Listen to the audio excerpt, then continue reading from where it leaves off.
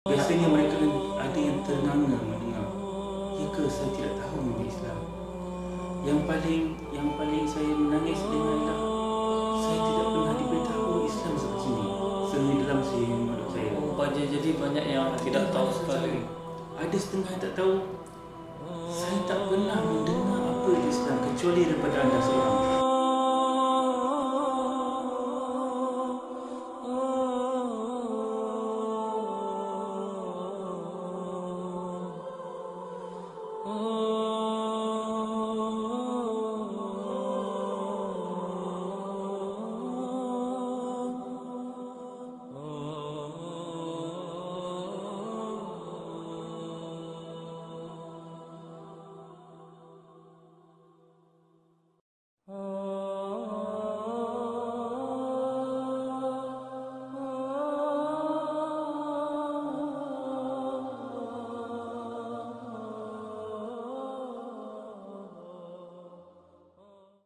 Bismillahirrahmanirrahim. Yuk, assalamualaikum warahmatullahi wabarakatuh buat semua subscriber Nia Japan yang dirahmati Allah. Terima kasih sudah setia di channel gua. Jadi di video kali ini, di kesempatan kali ini saya diberikan kesempatan untuk datang mengunjungi salah satu tempat dakwah center yang ada di Osaka dan bertemu langsung dengan pimpinannya ya, Bapak Zulkarnain. Bisa perkenalkan diri sendiri Bapak. Okay, bismillah, assalamualaikum, alhamdulillah. Segala pujian bagi Allah, Tuhan sekalian alam yang memberi kita rahmatnya kepada kita untuk berdakwah dan berada di Jepun. Alhamdulillah, nama saya Zulkarnain Sambasri, warga Malaysia. Alhamdulillah, nenek saya, Bapa saya adalah keturunan Indonesia, orang Medan. Oh, orang Medan. Siantar. Oh, iya. Di Siantar, keturunan saya keturunan di Siantar. Dan masih lagi ada di sana dan masih lagi berhubung dengan bapa saya di sana. Dan alhamdulillah mula datang ke Jepun seawal tahun 1994. 94. Oh, berarti saya masih umur berapa itu dah? Udah lama ya. Ya, datang di sana 1994 dan kemudian belajar di Jepun. Setelah itu saya tamat belajar, saya pulang ke Malaysia dan saya bekerja dengan syarikat Jepang. Dan kemudiannya saya dipromote untuk balik semula ke Jepun. Iya. Dan saya datang semula ke Jepun untuk kali kedua tahun 2008. Akhir tahun 2008. Sudah 12 tahun. Sudah 12 tahun. 2008 dan sejak itulah saya berada di Jepun. Dan pada permulaannya saya bekerja samalah seperti saya ya. Iya, kita sama-sama sebenarnya kita seperti ini mencari dunia. Ya, mencari dunia. Mencari dunia. Ya, semua kita hidup ya. mencari dunia. Dan kemudian apabila saya sedari anak-anak saya, isteri saya di Jepun ni terdedah kepada dunia yang ujian dunia yang terlalu hebat. Betul itu. Ketika kita berada di negara kita, negara Islam, kita tidak perlu risau sangat mengenai keagamaan kerana kerajaan kita ataupun orang-orang kita, sekeliling kita, ustaz-ustaz sekeliling kita semua menyediakan agama. Tetapi bila di Jepun ini tiada siapa menyediakan agama untuk anak-anak kita. Jadi daripada itulah saya bermulanya pergerakan saya untuk anak-anak saya khususnya, mula-mulanya untuk mengajar anak isteri saya untuk balik semula menyembah Allah.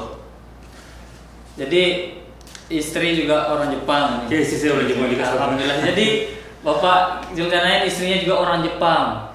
Dan gue juga istri gue orang Jepang kan. Gue sebelum ketemu Bapak Zulkarnain, gue sering lihat di Facebook Bapak Zulkarnain sering ceramah di Facebook ya, sering ceramah online menyiarkan agama Islam dengan bahasa Jepang. Sedangkan saya sendiri menonton video itu merasa iri ya. Aduh, ini gimana ini? Itu ada anaknya juga pintar sekali dalam membaca hadis, baca Al-Quran. Saya sampai heran, gimana cara belajarnya? Siapa yang ngajarnya nih? Sampai berpikir seperti itu. Jadi saya coba untuk DM, untuk SMS. Saya pengen ketemu biar kita sama-sama mengaji juga. So jadi Pak, ini tempat ini nih kenapa bisa berdiri ini? Gimana ceritanya ini? Besar sekali ini seperti hotel ini. Luar. Kalau nak ceritakan agak panjang. Jadi Saya cuba singkat saja ya. Singkat saja. Apabila saya mula berdakwah di Jepang, saya dapati tidak ramai masjid yang berminat untuk melakukan kerja-kerja dakwah. Dan kebanyakan komuniti-komuniti Muslim ini berminat hanya untuk beribadah. Oh iya, beribadah. Tidak berminat untuk berdakwah kepada warga Jepun. Dan apabila mereka berminat ibadah dan saya berminat untuk berdakwah, ada beberapa salah faham mengenai sistem dakwah dan menyebabkan saya terpaksa keluar daripada tempat-tempat ibadah itu kerana dikhawatir mengganggu mereka beribadat. Dan Alhamdulillah, dengan segala pujian bagi Allah menganugerahkan saya dengan bangunan ini.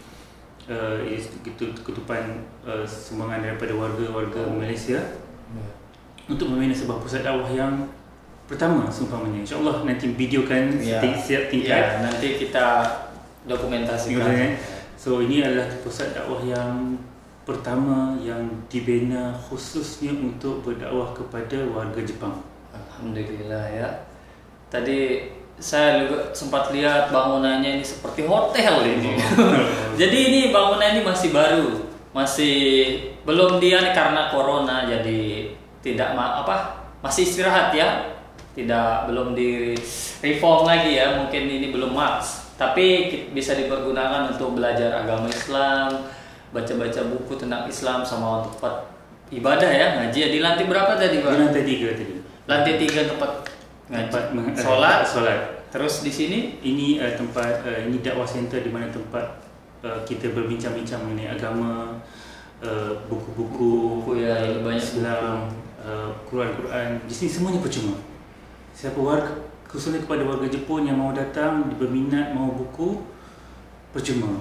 Sebab kita tahu kan mereka datang daripada jauh. Iya. Bukunya harganya dalam 1,000 atau 2,000, nak datangnya 3,000. Kalau kita nak bagi pinjam, dia pergi balik saja sudah 6,000. Lebih baik kita bagi saja pada dia, kita beli yang lain lebih murah kan. Ya, betul itu. Sini pengangkutannya agak mahal kan. So jadi teman-teman orang Jepang juga yang mau, jadi di sini juga orang udah sampai sekarang sudah lumayan yang masuk Islam. Alhamdulillah, masih belum dibuka lagi. Sekarang ni baru 3 orang Islam di sini. Di sini baru. Tapi menurut ini juga saya dapat banyak pertanyaan dari subscriber tentang perkembangan Islam. Ini pertanyaan dari teman-teman juga dari saya pribadi. Saya selalu bertanda-tanya gimana ini Islam di Jepang ini. Apakah sistem dakwahnya Bapak atau kita di sini tuh kalau berdakwah itu tanggapan mereka gimana itu? Ini panjang nih kalau ceritanya. Jadi ya masalahnya kayak kita diterima atau gimana gitu, yang singkat-singkat saja. Alhamdulillah ya. Ini kalau mau cerita mau 6 hari 6 malam baru habis. Kalau mau dicerita. Tak apa, kita menginap. Ya. Okay, dipendekkan sedikit. Alhamdulillah ya, kita warga Asia, terutamanya warga Melayu Muslim. Iya. Budaya kita amat rapat dengan budaya Jepun sebenarnya. Iya, betul. Banyak-banyak budaya-budaya kita yang lemah lembut, sopan santun, senyuman. Dan Alhamdulillah warga Jepun ini dia suka menerima orang luar. Dia kata di bahasa Melayu kan dia suka meraihkan. Jadi apabila kita bercakap dengan mereka dengan cara kita yang senyuman, dengan mesra, setakat ini saya tidak pernah lagi jangan datang dakwah saya tak ada. Biasanya mereka ada yang ternganga mendengar.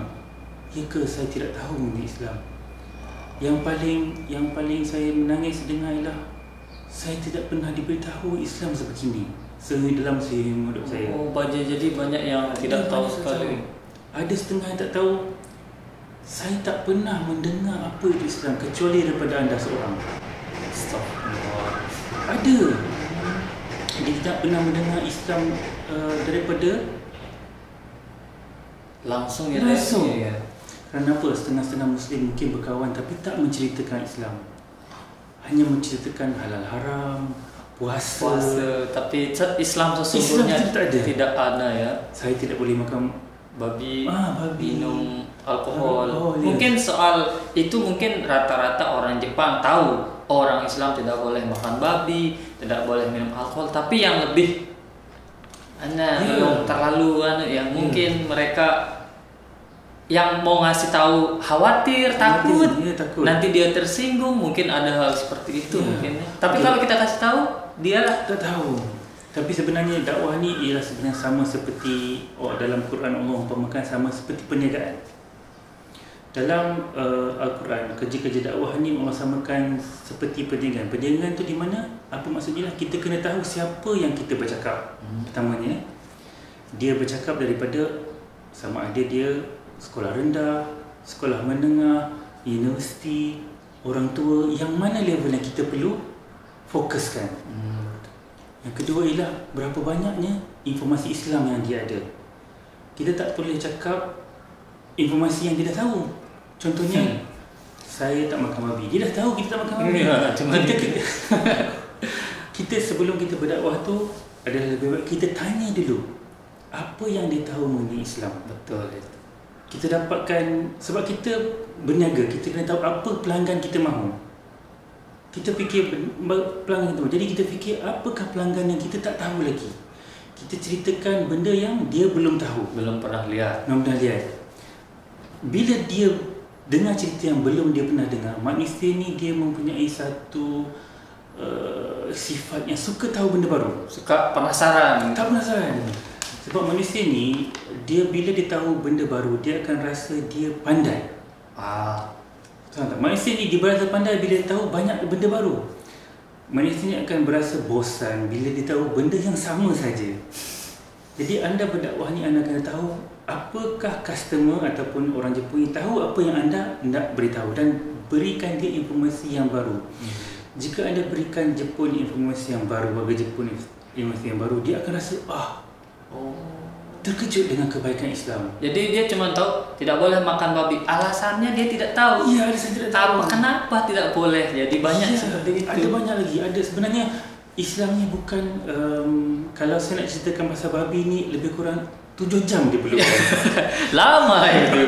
Jadi seperti saya di perusahaan saya yang dulu, kita makan, dia kasih saya makan daging yang tidak disembelih. Ada babi juga. Saya tidak boleh makan babi. Kenapa? Bahasa Jepang saya kurang. Saya tahu kenapa alasan Islam melarang babi, saya tahu. Tapi saya tidak bisa sampaikan dengan bahasa Jepang. Saya selalu bilang, gimana ya saya jelasin, nanti tidak mengerti. Nanti salah paham kan. Kadang kendalanya seperti itu. Jadi saya kesini pun ingin sambilan belajar tentang Islam, ngaji juga sambilan belajar bahasa Jepang dari Bapak. Jadi jadi Bapak sistemnya dakwah itu di sini apa masjid apa di tempat lain? Saya berdakwah dalam segala lapangan. Jika kalau kita lihat biasanya di Jepun ni, biasanya orang berdakwah di masjid. Di masjid. Alhamdulillah, saya di sini berdakwah di company. Perusahaan. Nippon Muslim Corporation nama perusahaannya. Dah ada di tingkat 5 Nippon Muslim Corporation. Mengapa perusahaan? Berbalik semua tadi cerita berdakwah dengan perniagaan. Perniagaan adalah satu benda yang kita kena tahu apa agama kita sebenarnya. Betul. Untuk berdakwah kita kena tahu apakah produk kita, dan produk kita adalah Islam. Dan kita kena tahu apa itu Islam. Dan inilah yang paling kritikal bagi seorang pendakwah untuk tahu Dan mengapa saya menggunakan nama company. Untuk beritahu semua, biasanya kita berdakwah secara masjid, sembahyang, berpuasa. Tapi sebenarnya Islam ini ada perniagaan halal, ada perniagaan baju, ada perniagaan hijab, ada banyak sekali bidang. Dan apabila saya membuka perusahaan, bermakna saya mempunyai title, punya power lah. Jadi bila saya guna power ni, apa yang saya gunakan ialah saya boleh berjumpa dengan orang yang tertinggi di setiap company. Betul itu. Jadi saya boleh berdakwah dengan orang-orang presiden company yang besar-besar. Nanti dia yang ke bawah. Dan ada telah beberapa company yang saya berdakwah presiden dia, dan dia buka satu department yang Muslim perlu dia ada situ untuk solat. Bukan untuk market Muslim. Dan ada juga yang bikinkan satu berapa meter untuk karyawan Muslim Karyawan ada besar salat. Iya, itu alhamdulillah. Yang terbesar ialah dia ambil Muslim bekerja dengan dia. Itu yang terbaik. Betul. Bagus itu. Betul baik. Itulah apabila kita berdakwah kepada orang atasan, dia boleh merubah company itu punya polisi dalam masa 24 jam. Kuasaannya karena bosnya. Itu salah kita. Rasulullah, kita tengok kalau Rasulullah berdakwah, balik semua kisah berdakwah kan. Rasul berdakwah pada pembesar-pembesar, raja-raja. Ditulisnya, dikawinnya dengan anak-anak raja-raja, anak-anak pembesar. Jadi bila berdakwah kepada pembesar, satu kabilah masuk Islam. Satu negara masuk Islam. Satu kabilah masuk Islam. Betul. Inilah kita perlu fokuskan itu, berdakwah melalui syarikat. Kita dakwah orang atasan dia masuk Islam, semua akan terikut dengan Islam. Alhamdulillah. Cuba bayangkan perusahaan Toyota. Cuba bayangkan presiden dia adalah Muslim. Cuba bayangkan. Cuba bayangkan. Bayangkan. Akan ada orang memeluk Islam kerana mengikut kata presiden. Betul. Cuba bayangkan, bermaksud perusahaan Toyota mempunyai pusat servis di seluruh dunia. Bermakna di seluruh dunia akan ada tempat orang bersemayam. Pasti dibikinkan di tempat bersemayam. Jadi bermaksud satu dunia orang akan menyembah Allah dengan hanya kereta Toyota. Dengan pimpinannya saja. Dan itulah yang saya cuba, Japan Dakwah Center ini cuba lakukan itu. Bagus. Berdakwah secara sistematik, berdakwah secara profesional. Bukan dakwah ini kerja-kerja Nabi-Nabi, kerja-kerja yang dipilih Allah, kerja-kerja yang orang kata kerja-kerja yang terbaik. Kalau kita mahu bekerja, apakah kerja yang terbaik kita mahu kerja? Tentulah presiden. Ya, paling nomor satu.